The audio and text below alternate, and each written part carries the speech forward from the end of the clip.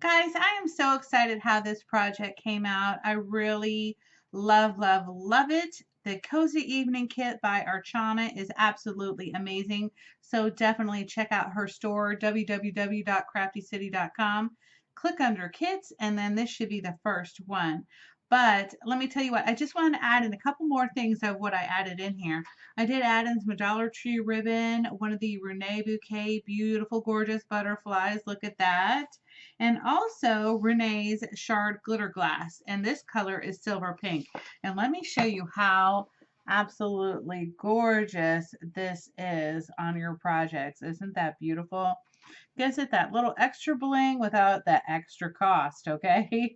And so anyway, I really love this little adventure light bulb, and I did add a few other things from my stash, which would be these little feathers, the stencils, and these little leaves right here, but oh, and a couple of the flowers. But anyway, most of the flowers are absolutely from the kit. These beautiful, gorgeous gold leaves here are two. They also had them in pink, but I actually didn't use any of the pink ones in here. And then I fussy cut a bunch of the stuff from the ephemera page, like these little pumpkins and the camera and the little squirrel right here and the acorns are just adorable, and a couple of these little leaves. So anyway, thank you guys so much for joining in. Don't forget to check out our China store, and if you create something from our China store, definitely share it on her group on Facebook, which is Shabby Paper Hub, and I think also Shabby Paper Pub, maybe. I don't know. But anyway, I definitely know about Shabby Paper Hub.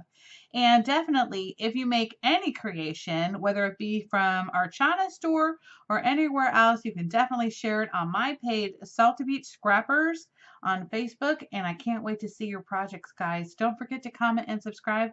And I hope you all have a wonderful weekend. Today's Friday. Whoop, whoop. Anyway, I will see you all very soon with my second little pumpkin project. Bye, guys.